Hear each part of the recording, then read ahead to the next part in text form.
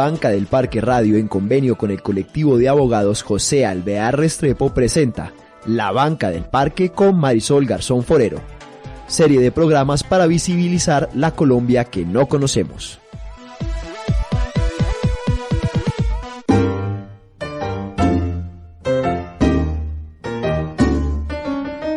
Un encuentro es una cosa rara y maravillosa. Es pasar la vida del uno al otro mientras pasan la vida del uno al otro. Siéntese en la banca del parque, donde todos cabemos.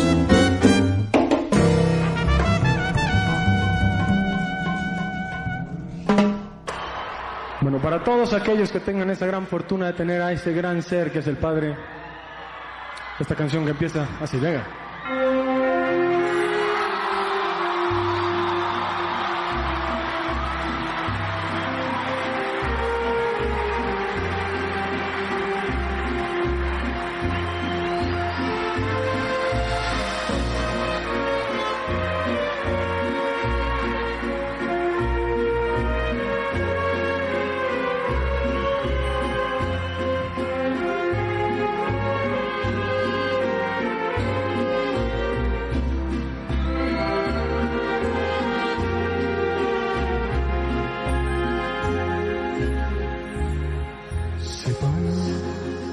Perdiendo en el tiempo, mis años se van quedando muy lejos. Ya no me lleva mi padre la mano, solamente sus consejos. Viven en mí los recuerdos de niño, cuando una estrella deseaba. Como recuerdo a mi padre, que con eso sonreía, mientras mi madre miraba. Años que vienen despacio, primero con qué lentitud avanzan. Como quería ser grande, recuerdo, para no quedarme en casa y acompañar a mi padre muy lejos, tal vez hasta el fin del mundo. Porque mi padre era fuerte, era muy inteligente, era mejor que ninguno.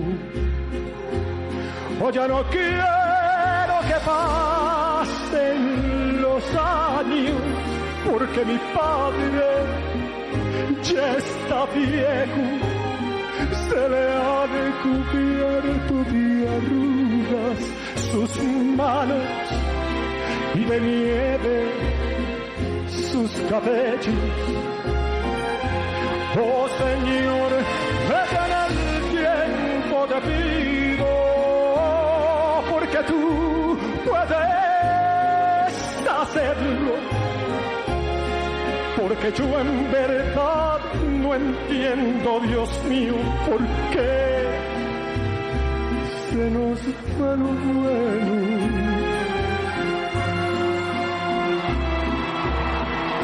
Cuando se cansen un día tus pasos, yo quiero ser quien los cuide.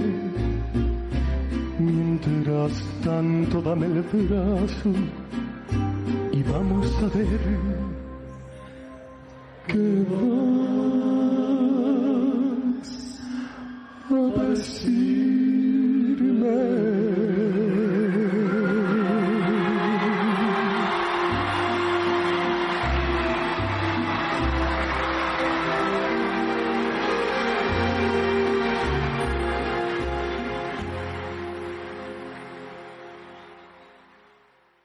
Es muy muy posible que las personas que no viven en Colombia y que no conocen del todo cómo es nuestro caminar, nuestra vida, nuestra historia, no le quepa en la cabeza que acá suceden cosas muy extrañas. Por ejemplo, que puedan hacerse montajes judiciales. Por ejemplo, que puedan culparse a personas que no tuvieron nada que ver en asesinatos o en atentados o en muchas otras cosas. Y lamentablemente eso es lo que ha ido sucediendo, y más aún en este momento en donde estamos en una situación muy difícil en nuestro país. Yo soy Marisol Garzón y me siento complacida de que usted se siente con nosotros en la banca del parque. Hoy, en este convenio que hacemos con el colectivo de abogados José Alvear Restrepo, está sentado con nosotros el señor Héctor Fabio Vélez. Él es padre de 2 jóvenes que han sido acusados falsamente en el caso de la gente de la SIJIN de Soacha. Señor Vélez, bienvenido a la banca del parque. Hola Marisol, ¿cómo está? Pues muy complacida de tenerlo acá, señor Vélez. Y también está con nosotros el doctor Alirio Uribe Muñoz. Él es abogado, defensor de derechos humanos, ex congresista e integrante del colectivo de abogados José Alvear Restrepo. Doctor Alirio, como siempre, una alegría tenerlo por acá. Gracias, Marisol, por la invitación. Un saludo para ti muy especial, también para don Héctor Vélez y para toda la audiencia de Banca del Parque. Bueno, señor Vélez, acostumbramos a que cuando las personas llegan por primera vez a nuestra banca nos cuenten quiénes son, y hoy, con mayor razón, quisiéramos saber quién es Héctor Fabio Vélez, cómo está conformada su familia y que nos hable un poco de cuál es su historia. Bueno, Marisol, ¿cuál es mi historia? Mi historia empieza, toda mi juventud la viví hasta los 18 años. Soy oriundo de Sevilla Valle, viví allá hasta los 18 años.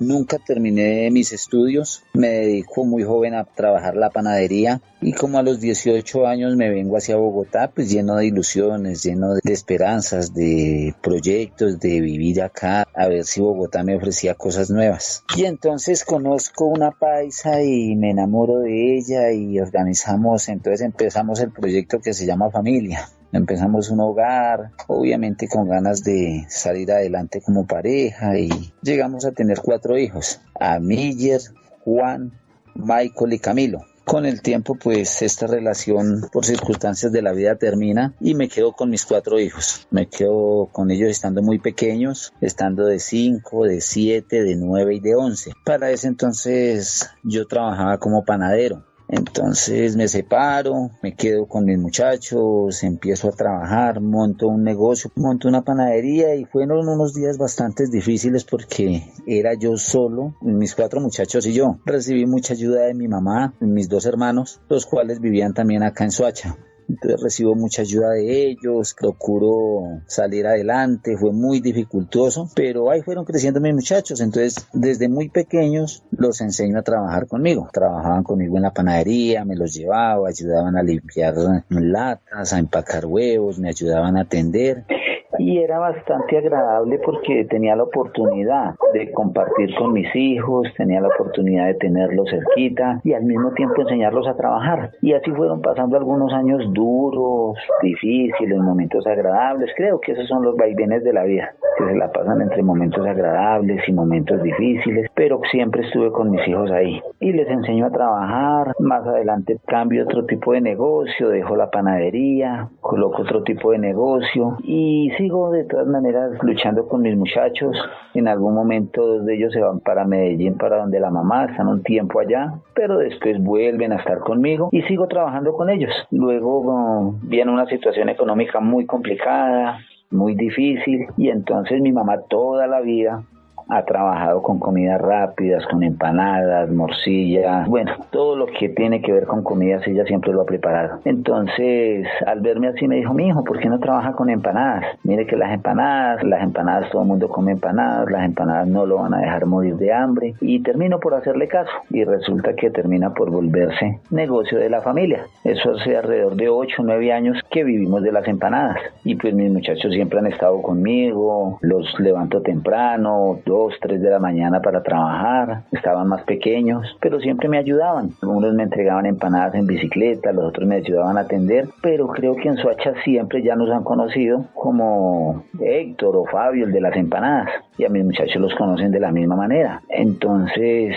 ese ha sido el negocio de nosotros y de eso es que hemos trabajado y de eso es que hemos vivido y ese es nuestro sustento. Y ya mis muchachos todos son mayores de edad y siguen conmigo, aunque Michael ya consiguió su pareja, pero Miller Santiago y Juan Sebastián aún siguen viviendo conmigo y es de eso que vivimos. Y creo que siempre fue nuestra vida muy tranquila, sin problemas, no ha habido abundancia, pero pues tampoco nos ha faltado lo necesario gracias a las empanadas. Y llega entonces, por no contar más historias o más detalles, llega el día del 28 de abril, empiezan a haber disturbios, vivimos muy cerca de la autopista, a una cuadra de la autopista, donde normalmente siempre hay disturbios en ese sector. Todo el día estuve muy pendiente de que los muchachos, venga, no se me vayan por allá, no se me metan en problemas, no se me vayan por allá, quédense aquí conmigo. Y llegan las 6 de la tarde y voy a salir de la casa y los 3 están en mi casa, voy a salir un momento, entonces les digo, muchachos, no se salgan, quédense acá en la casa. Y por cosas de la vida le digo a Sebastián, como en unas 3 ocasiones, Cevitas, quédeseme acá, no salga. De todas maneras, aunque tiene 21 años, Cevitas, siempre lo he dicho, Cevitas o Juanchito, quédese acá en la casa, no salga. Y dijo, no papá, no voy a ir a ningún lado. Y salgo. Y habían pasado como unos 40 minutos y me llaman y me dicen, me llama Miller y me dice, papá, a Juan le acaban de pegar unos tiros. Entonces arranco a correr desde donde estaba para ver qué había pasado. Cuando llego, ya no encuentro a Juan, me encuentro con mi hijo Michael, quien me narra lo que había pasado. Papá, es que estábamos aquí parados al frente de la casa, venía un señor corriendo y una turba detrás persiguiéndolo y Juan estaba parado allá al frente, al lado en una papelería que hay al lado de la casa. Juan, al verlo, como es muy normal en nuestro sector, cuando vemos que están persiguiendo a alguien, siempre por lo regular es de un ladrón. Entonces la comunidad tratamos de cuidarnos de eso y tratamos de coger al ladrón. Y Juan apenas ve que lo están persiguiendo, él prende carrera y se le va detrás pensando que es un ladrón. Lo persigue alrededor de 2 cuadras. Cuando ya lo va a alcanzar, el hombre voltea y le pega un tiro en el brazo. Pero ya Juan está casi encima de él. Entonces terminan forcejando, se caen al piso y en el piso le pegan los otros 2 disparos. Creo que como atrás venía tanta gente corriendo, eran alrededor de 20, 30 personas, creo que eso enfurece más a las personas de darse cuenta que le pegó 3 tiros a mi hijo y los enoja mucho y toda la turba se va encima de este hombre que no sabíamos que era un policía. Cuando Juan arranca a correr detrás del hombre, como Michael también está al frente de la casa, pues arranca a correr detrás. Dice Michael que lo empieza a perseguirlo para decirle que no se meta en problemas, que ya, porque más bien Michael es más bien pacifista y no le gusta mucho de hecho no le gusta meterse en problemas. Pero entonces cuando le pegan los tiros, Michael es la segunda persona en llegar. Al ver que su hermano está en el piso, busca la manera de auxiliarlo, lo coge y lo levanta porque Juan intenta pararse, pero pues como tiene 2 disparos en la pierna no puede. Entonces Michael dice, yo lo retiro, lo levanto para correrlo, pero en ese momento está llegando mucha gente que es los que le caen a esta persona que aún nadie sabe que es un policía. Dentro de esas personas es donde está el asesino o la persona que le pegó las puñaladas al agente Solano. Entonces rápidamente llega mi otro hijo. Miller no llega tan rápido porque hacía días había recibido una patada en una pierna y está cojo. Por jugando fútbol recibe una patada y llega y Miller lo suben a una moto y se van hacia el hospital con él. Cuando yo llego, Miller y Juan no están porque Miller se fue a llevar a Michael al hospital y me encuentro con Michael. Y entonces me dice Michael, papá, mire estos papeles, me los entregaron allá. Me los entregaron y son de la persona que le pegó los tiros a mi hermano.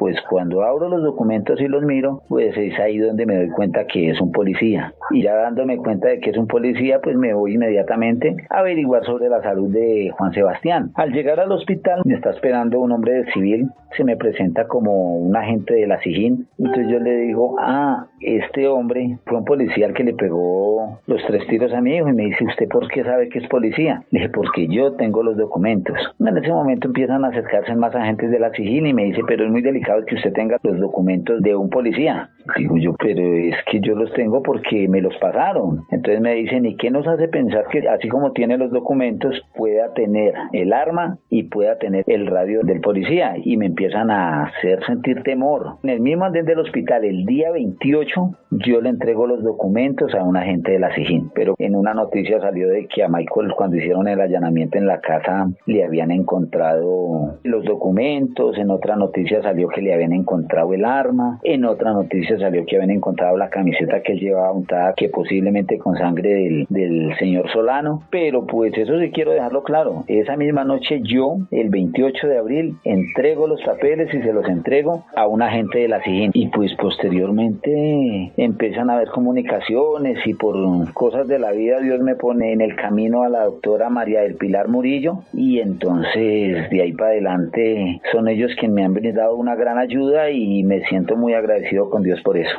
Es don Héctor Fabio Vélez, que junto al doctor Alirio Uribe Muñoz se sientan con nosotros en la banca del parque. Una canción que nos acaricie el alma en la banca del parque.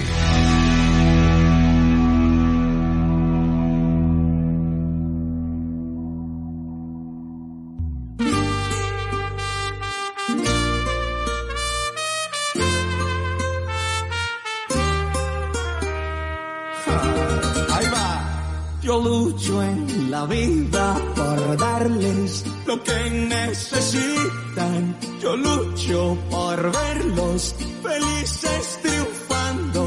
Yo lucho por darles lo que no tuve yo.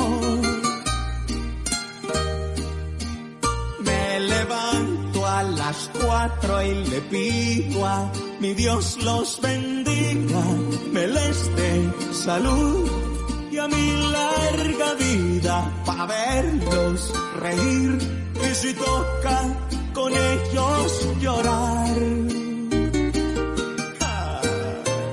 Pero a veces llegan los temores y siento que no voy a poder sacarlos todos adelante. Pero a veces llegan los temores y no sé qué hacer. Así es que es, alzate, papá.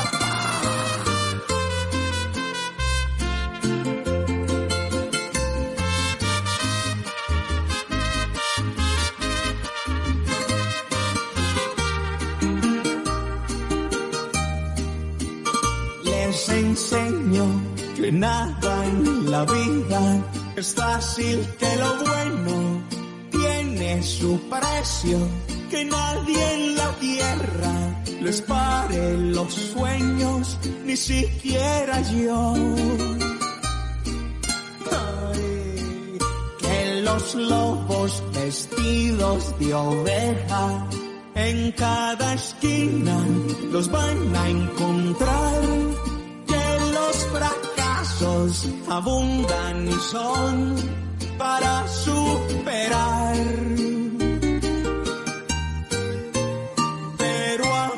Llegan los temores y siento que no voy a poder sacarlos todos adelante.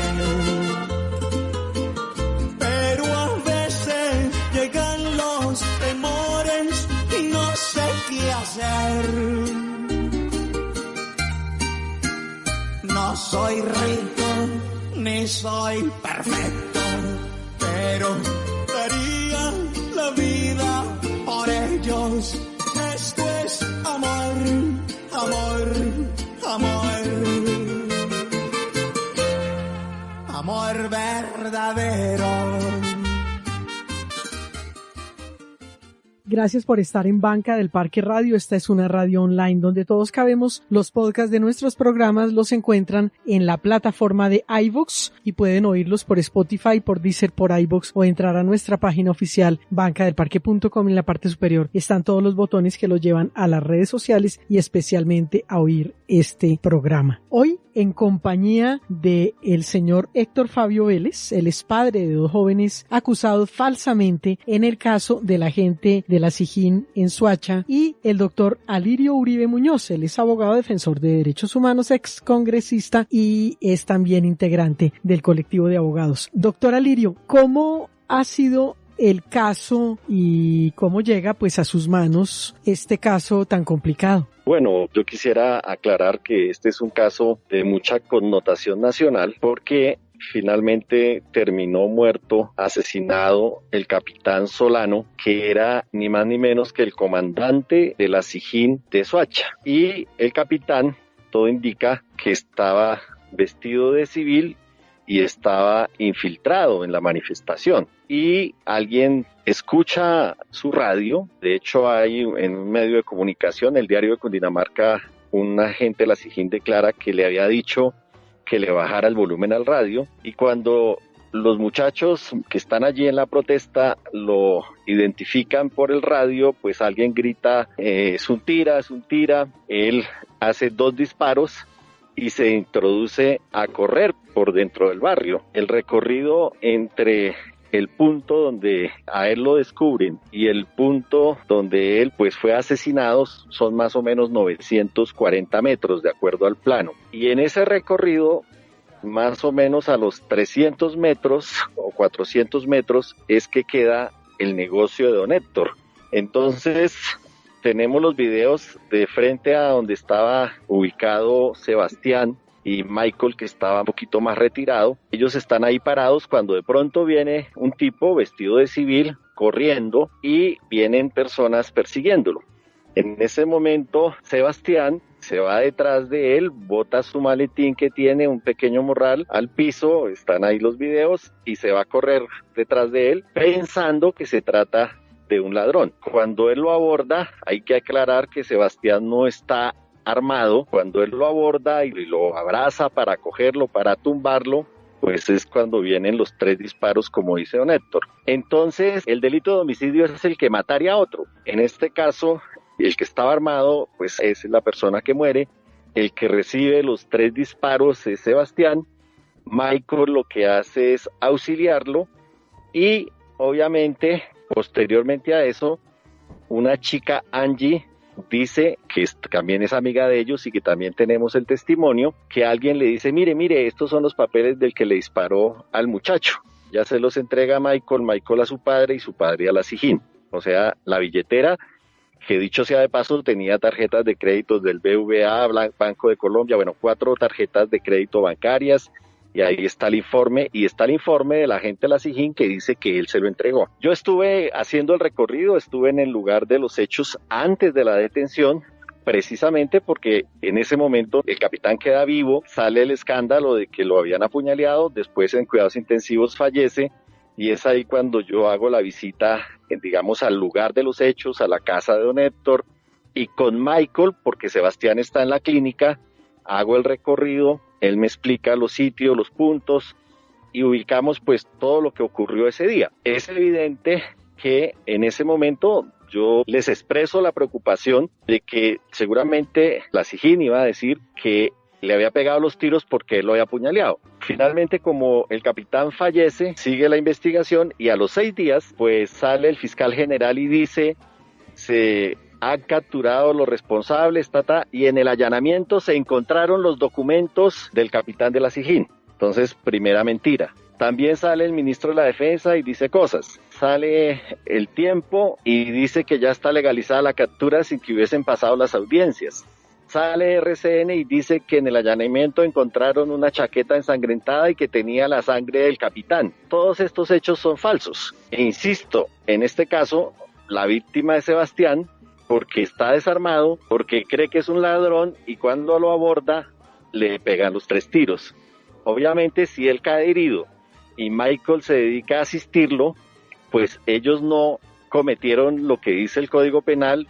El homicidio es el que mataría a otro. Ellos no podían, Sebastián estaba, llamémoslo así, pues fuera de juego porque pues tenía 3 disparos y Michael lo estaba asistiendo. Estos casos pues siempre nos preocupan porque son como una especie de falso positivo. Los medios de comunicación jamás dijeron que el capitán estaba infiltrado en la marcha. Siempre dijeron era que estaba atendiendo un asalto a un cajero electrónico y que en medio del asalto al cajero electrónico lo habían apuñaleado. O sea, se desvió toda la información. A pesar de que nosotros logramos llevar 12 testigos de un día para otro, que eran las personas que estaban con Michael, las personas que estaban con Sebastián, testigos que estaban en el lugar de los hechos donde ocurrió, son barrios populares, donde vive mucha gente, donde hay mucha gente. Lo cierto es que finalmente, cuando uno mira los testigos de cargo, la investigación la hizo toda la SIJÍN, o sea, todo el proceso se hizo con la SIJÍN.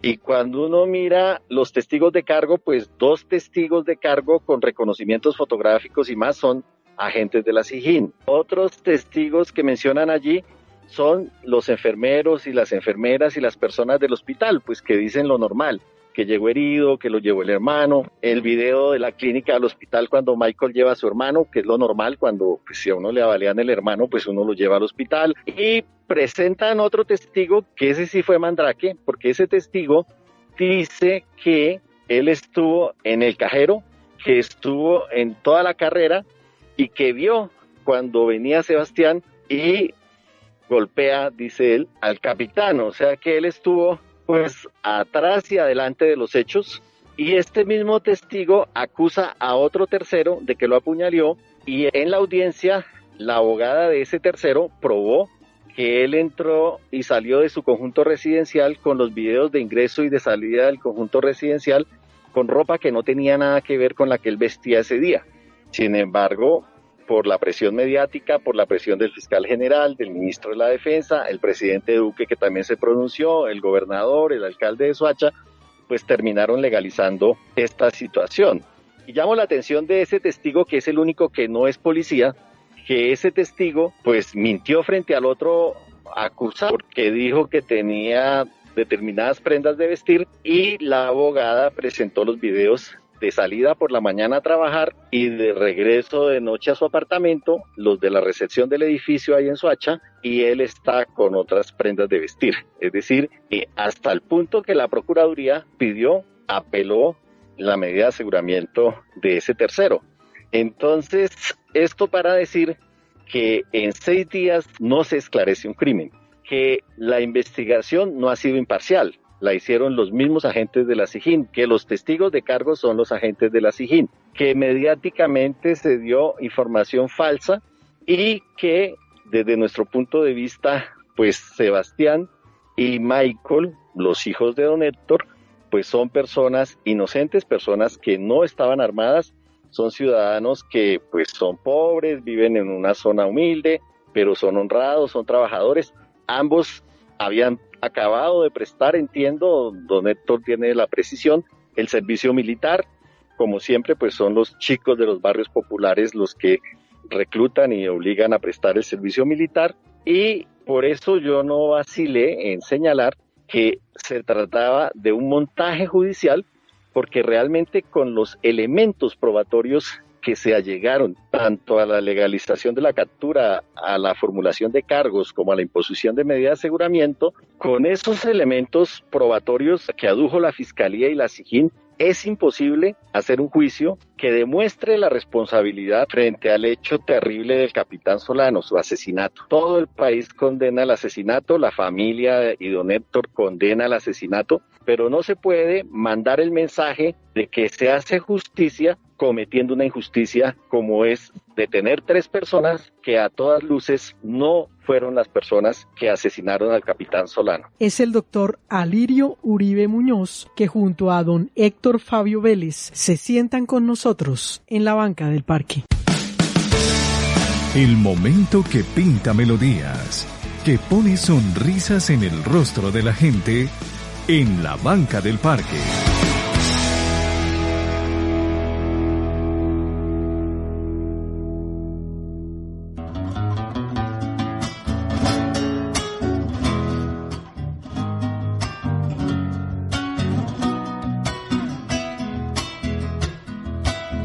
Yo tengo una hermana de patria y de lucha, su rostro golpeado bajo la capucha, y a pesar del hambre y el terrible encierro, ha sembrado esperanza, amor y fortaleza en sus compañeros.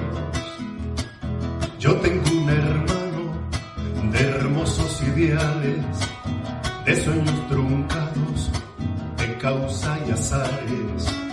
Hoy lo torturaron como cada día, pero no pudieron, más que quisieron doblar sus rodillas. Le escupen la cara, no le dan comida, lo golpean, lo insultan, le niegan el agua y su medicina. Piensa el carcelero que se ha vuelto loco, porque lo saluda con la frente en alto y su mejor sonrisa. Yo tengo una hermana que ha multiplicado su ejemplo de mística, lucha, firmeza, coraje y amor, pues sabe que afuera sus madres exigen junto al pueblo justicia y para sus hijos su liberación. Yo tengo un hermano junto a muchos otros que brillan en la sombra del aislamiento y la soledad. Son presos políticos porque han defendido el derecho y anhelo que tiene mi pueblo a su libertad. Escupen la cara, no le dan comida, lo golpean, lo insultan, le niegan el agua y su medicina. Piensa el carcelero que se ha vuelto loco, porque lo saluda con la frente en alto y su mejor sonrisa. Yo tengo una hermana que ha multiplicado su ejemplo de mística, lucha, firmeza, coraje y amor, pues sabe que afuera sus madres exigen junto al pueblo justicia y para sus hijos su liberación.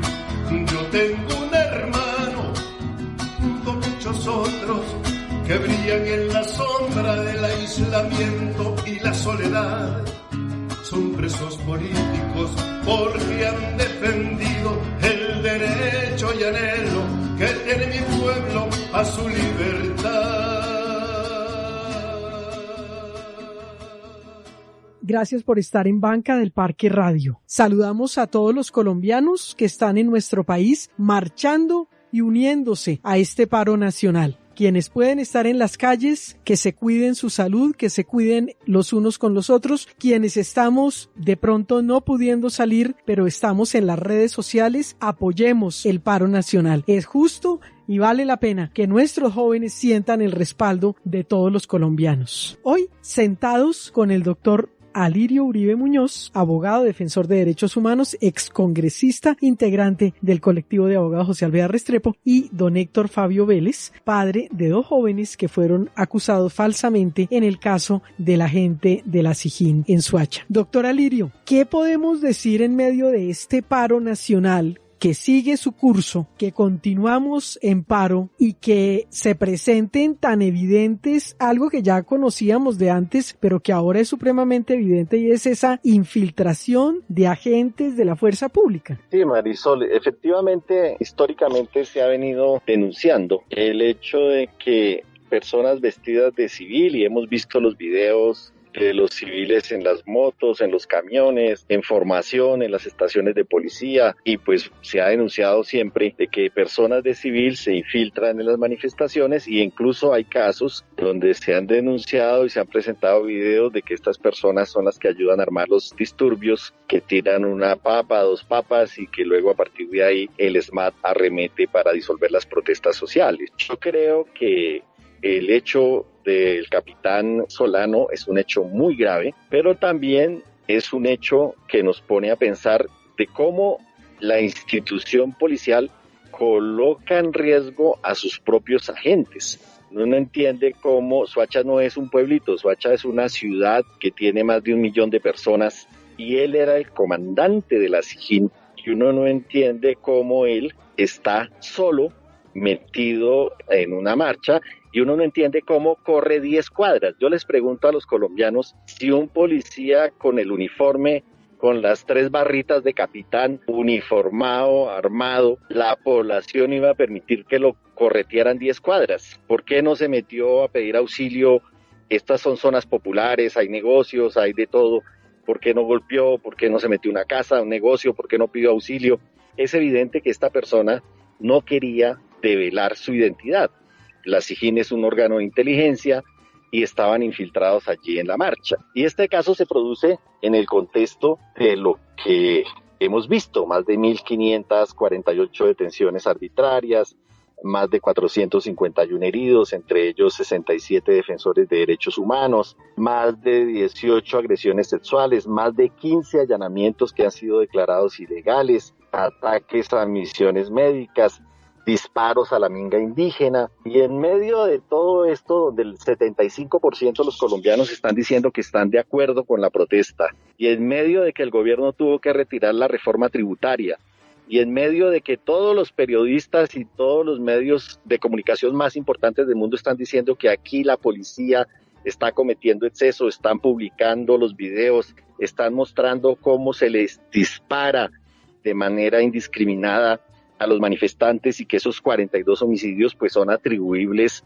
a la policía, pues ocurre el caso del capitán y el Estado trata de dar un falso positivo. Yo pregunto por qué el fiscal general afirmó que en el allanamiento a la casa de Michael, y lo dijo por los noticieros, se encontraron los documentos del capitán, cuando ya escuchamos a don Héctor que él fue personalmente el que los entregó, y está el acta ahí de la gente de la SIJIN que dice que recibió los documentos. Entonces, aquí lo que estamos viendo es que esto no hubiera sucedido si no se tuviera la práctica de hacer esas infiltraciones a las movilizaciones, que obviamente uno se pregunta por qué el comandante de la SIJIN de Soacha, si está infiltrado, por qué no tiene 2 compañeros, 3 compañeros. Yo me imagino que él como comandante anda con escolta, anda con conductor, anda en vehículo oficial, es decir, y entonces, ¿cómo suceden este tipo de cosas? Y me preocupa pues que hoy, en este momento, los 2 jóvenes fueron trasladados a la cárcel de La Picota. Prácticamente Juan Sebastián no puede valerse por sí mismo. Es una situación dramática para esta familia. Afortunadamente han recibido muchísima solidaridad de los vecinos del barrio, de la gente que los conoce, que saben que son personas honestas, honradas,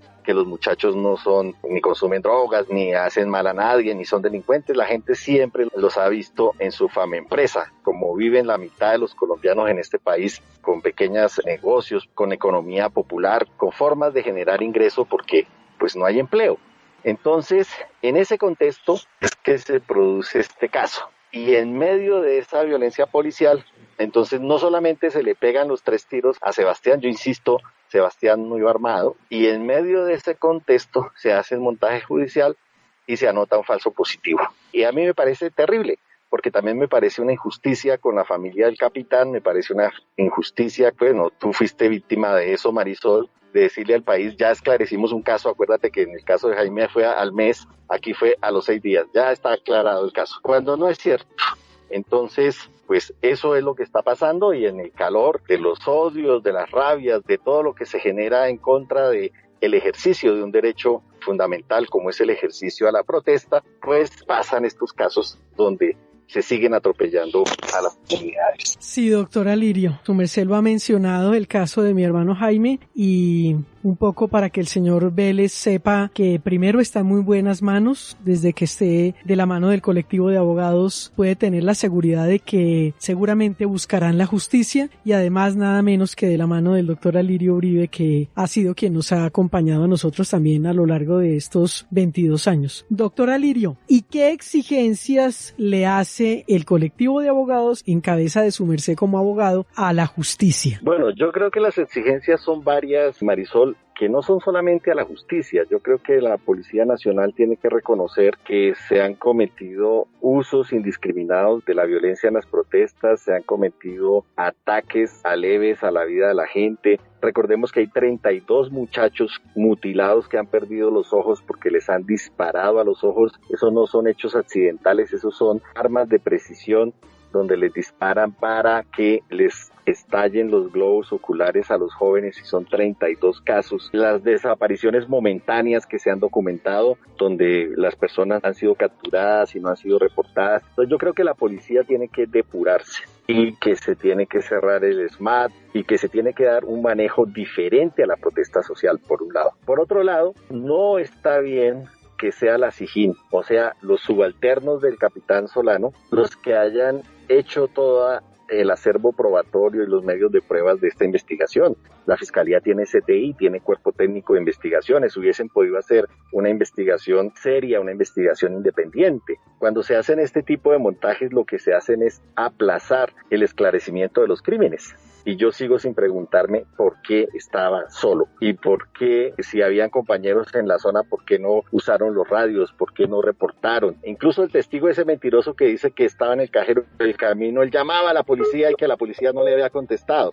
Es decir, una cantidad de cosas que eran imposibles de que ocurrieran en medio pues de una carrera que se estaba dando por esa zona, insisto, de casi 1 kilómetro. Por otro lado, pues creo que es importante que la justicia también sea seria, que la Fiscalía General, en cabeza del fiscal, pues no le diga mentiras al país, que se hagan investigaciones que estén soportadas en elementos probatorios y medio de prueba, que no sean los testimonios de los miembros de la SIJIN, que no se pongan testigos espúreos a mentir, como es flagrante que ese único testimonio, digamos, de un civil, se nota que está diciendo mentiras, que no está diciendo lo propio, que no se hagan ese tipo de montajes judiciales, que no se castigue más a una familia como la familia Vélez. Ya los solos 3 tiros de Sebastián pues fueron un castigo para la familia, y qué sorpresa pues que termina él capturado en el hospital y la casa allanada, y Michael detenido en la casa pues porque ahí es donde trabaja y donde hace todo el negocio con su padre. Entonces creo yo que la justicia no debe mandar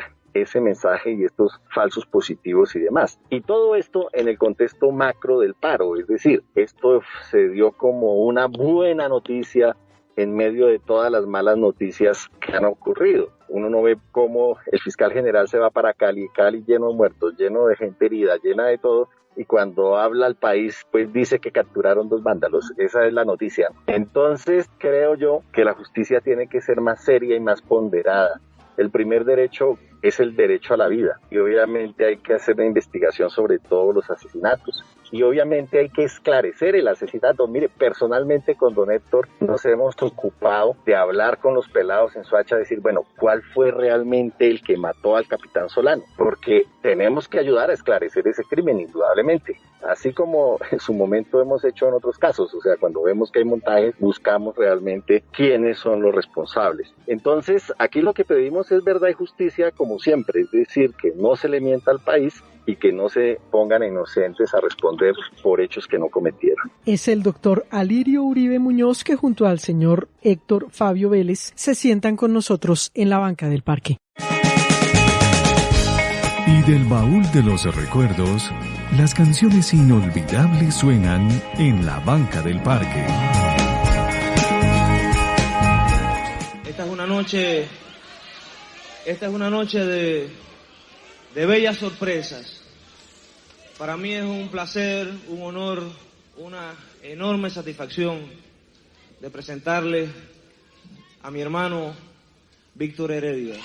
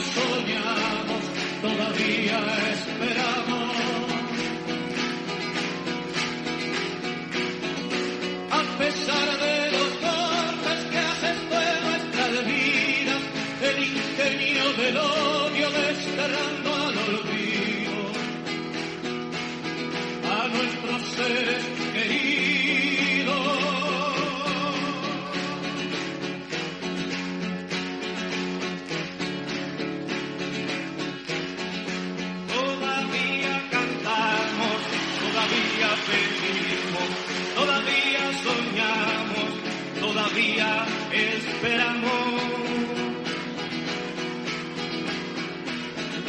Que nos digan a dónde han escondido las flores que aromaron las calles persiguiendo un destino. ¿Dónde se han ido?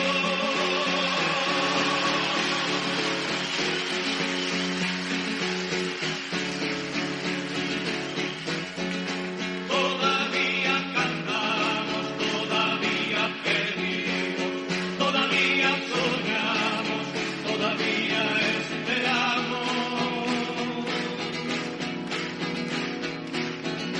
Que nos dé la esperanza de saber que es posible que el jardín se ilumine con las risas y el canto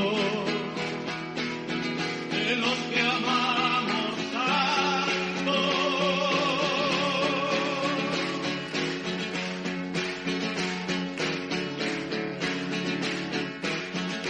Todavía cantamos, todavía pedimos, todavía soñamos, todavía esperamos. Por un día distinto, sin apremios ni ayuno, sin temor y sin llanto, y porque vuelvan al nido nuestros seres queridos.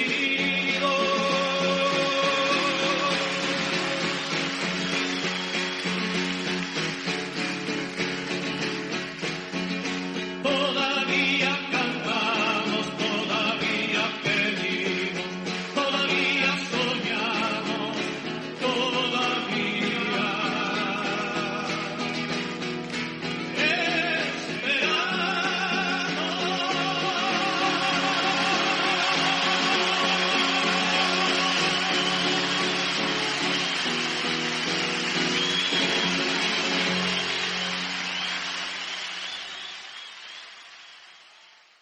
Ustedes son muy amables por estar en Banca del Parque Radio. Esta es una radio online donde todos cabemos. Los libros que guardan la memoria y la historia de mi querido hermano Jaime Garzón que hemos publicado son 5. El primero se llama Jaime Garzón, mi hermano del alma, y la colección Jaime Garzón, Lea pa' que hablemos, que los encuentra a nivel físico en las librerías de Colombia. Entra a www.bancadelparque.com y allí puede descubrir en qué librerías están. Y también a nivel digital, usted las encuentra en Siglo del Hombre Editores. Si usted se encuentra en cualquier lugar del mundo, ojalá los lea, ojalá conozca la historia y ojalá pueda seguir cultivando eso que queremos y es la verdad respecto a lo que ha ido pasando en nuestro país. Hoy, sentados con el doctor Alirio Uribe Muñoz, abogado defensor de derechos humanos, ex congresista, integrante del colectivo de abogados José Alvear Restrepo, y don Héctor Fabio Vélez. Él es padre de 2 jóvenes acusados falsamente en el caso de la gente de la Sijín en Soacha. Señor Vélez, su merced como ciudadano, como padre de familia, como habitante de Soacha, ¿cómo está viviendo este paro nacional? Primero quiero que me cuente y luego que le cuente también a los oyentes qué exigencias le haría su merced a la justicia respecto a lo que está viviendo con sus hijos. Bueno, Marisol, ¿cómo estamos viviendo este paro aquí en Soacha? Creo que aunque siempre se han vivido muchas dificultades, aunque siempre considero que Soacha es un pueblo de gente berraca, trabajadora, echada para adelante, con ganas de cumplir muchos sueños, pero cuando empieza a ver que la situación económica es tan difícil, cuando hay tan pocas oportunidades de trabajo, cuando hay pocas oportunidades para los muchachos para estudiar, cuando todo es tan complicado, y vemos que el gobierno despilfarra y hace una cantidad de cosas y de injusticias y de robos, empieza a manejarse este descontento, que ya creo que está siendo generalizado no solo en Soacha, sino en toda Colombia. Entonces este disgusto acá en Soacha y en toda Colombia es general. La gente ya no aguanta más, viene el cuento de la reforma tributaria, que nos van a colocar impuestos, y aunque tal vez la mayoría de las personas no comprendemos a cabalidad lo que eso implica, Lo que sí entendemos es que nos van a tocar el bolsillo y que si un huevo valía 300 pesos, luego va a costar 500, y si una libra de arroz valía 1.800, ahora va a costar 2.100, y si una librita de carne costaba 8.000, entonces ahora va a costar 12, 14 o 15.000 pesos. Entonces creo que así no entendamos cómo es que funcionan las políticas de nuestro país, sí sabemos cómo funciona la economía de nuestro bolsillo, que si nos ganamos 300, 400, 800.000 pesos, realmente ya no nos van a alcanzar. Entonces, aunque muchas personas no entendemos eso, decimos hay que salir a marchar, hay que salir a protestar, hay que salir de alguna manera a mostrar nuestro descontento con los gobiernos, con los dirigentes, con los congresistas, con todas las personas que están haciendo con este país lo que quieren. Entonces, algunos ciudadanos saben que protestar es expresar sus ideas, con que están descontentos, pero hay otra cantidad de personas que no lo entienden y piensan, salen a vandalizar, a dañar los bienes públicos, cuando de esa manera también le están haciendo daño al resto de la comunidad. Porque si dañan los Transmilenios, pues creo que todos nos vamos a ver afectados. Si dañan las estaciones, los bancos, los cajeros, todos nos vamos a ver afectados. Pero tal vez no entendemos la forma práctica de poder expresarnos. Pero ese es el disgusto general que vivimos todos. Y se ha visto en todo lo que ha pasado en estos 14, 15 días de manifestaciones, donde han habido personas heridas, donde han habido muertos, donde han habido una cantidad de injusticias por parte de las autoridades. Y lo digo porque lo he vivido en carne propia. Antes de pronto era un poco indiferente a estas cosas, pero ahora que me tocó vivirlo en carne propia, ahora que fue a mis hijos a quien les tocó. De hecho, mis hijos no estaban ni manifestando y se ven involucrados en esto y en este momento están en prisión, aún sin ser condenados.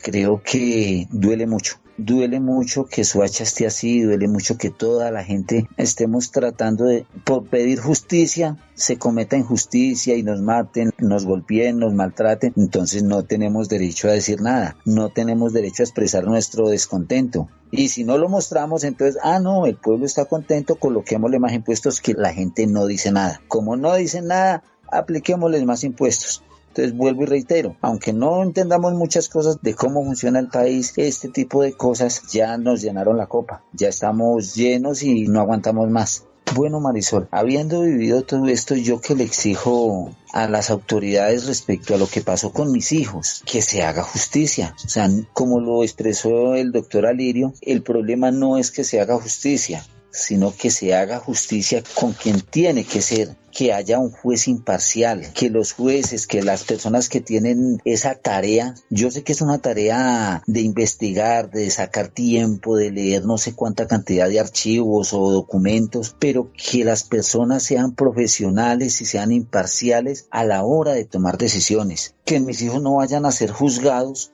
por algo que no hicieron.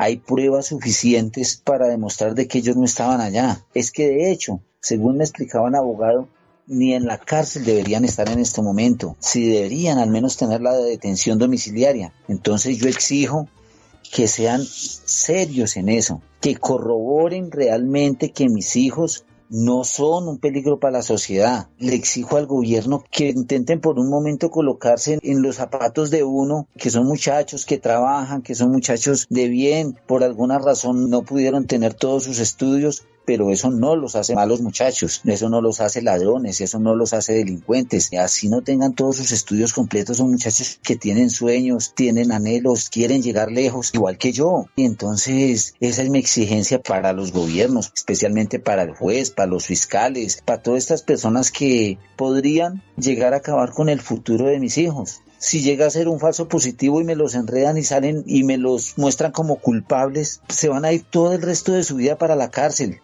Eso me duele y me da indignación y me acabarían la vida a mí también. A mí y a mis otros 2 hijos, porque no saben todo lo que estamos haciendo para sobrellevar estos días. Son días que llevo alrededor de 10, 12 días que no he podido abrir mi negocio, no he podido trabajar. Ellos trabajaban conmigo, era como un relojito que estaba bien engranado para el sustento de nosotros. No salían riquezas, pero tampoco aguantábamos hambre. Ahora la situación se puso complicada, entonces esa sería mi exigencia para quienes tienen esta tarea. Es don Héctor Fabio Vélez, que junto al doctor Alirio Uribe Muñoz se sientan con nosotros en la Banca del Parque. Banca del Parque Radio. Doctor Alirio, ¿qué tarea nos deja? Bueno, yo creo que la tarea hoy prioritaria es darle una salida a esta crisis que se ha generado en el país. Esta crisis sin precedentes, la gente está en las calles, hay un pliego de emergencia, hay un Comité Nacional de Paro, hay jóvenes. Yo creo que la tarea es reconocer la crisis y buscarle soluciones a la crisis. Y las soluciones a la crisis no son la violencia. Yo le pediría a todos los colombianos y colombianas que acompañemos a esos jóvenes que están hoy en las calles reclamando un mejor país. Tenemos temas prioritarios como que se archive la reforma a la salud, temas prioritarios como la renta básica, temas prioritarios como que se le esclarezca al país por qué razón la policía salió a matar, a herir, a violar, a mutilar manifestantes en Colombia. Creo que esas son las tareas prioritarias. Doctor Alirio, un honor haberlo tenido en Banca del Parque Radio. Muchas gracias, Marisol. Señor Vélez, ¿qué tarea nos deja? ¿Qué tarea dejo yo? Me gustaría que la gente aprenda a informarse, que la gente no trague entero, que analicen las noticias, que no se queden pegados a lo que dice un solo noticiero, que se preocupen por investigar para poder saber si juzgan o no juzgan. A veces la manera como nos muestran delante de las noticias, entonces terminamos siendo los malos, terminamos siendo lo peor, porque es así como las noticias nos muestran. Entonces mi tarea sería esa, que aprendan a informarse, y también algo que podría sumar en esa tarea es que me ayuden a difundir esta información, que mis hijos en Soacha conocen mucho a mis hijos, que me ayuden a difundir quienes los conocen, que son muchachos de bien, que son pelados trabajadores, que nos dedicamos a trabajar y a hacer un bien para la sociedad. Y entonces no me cansaré de pedirles a las personas, como también agradecerles por toda la solidaridad que han mostrado para conmigo. Muchas gracias, Marisol. Señor Vélez, a nombre mío, a nombre de mi familia, a nombre de esta emisora Banca del Parque Radio, reciba todo mi solidaridad, mi cariño, nuestra oración y el acompañamiento. Vuelvo y le repito, está en muy buenas manos. El colectivo de abogados José Alvear Restrepo es lo mejor que nos ha podido pasar, y esté seguro que así como su merced es un hombre trabajador y que Dios lo acompaña y su merced siente esa presencia en este momento tan difícil, tan duro, que solo ustedes saben lo que están viviendo, pues que sepan que muchos estamos con ustedes y que lo que se le ofrezca estoy a sus órdenes. Gracias por haberse sentado en Banca del Parque Radio. Gracias, Marisol, y gracias, Angélica, por este espacio. Es don Héctor Fabio Vélez, padre de dos jóvenes acusados falsamente en el caso de la gente de la SIJIN en Soacha, que junto al doctor Alirio Uribe Muñoz, abogado, defensor de derechos humanos, excongresista, integrante del CAJAR, se sentaron con nosotros en la Banca del Parque. Y yo soy Marisol Garzón. Los dejo con toda la programación de Banca del Parque Radio Online, donde todos cabemos.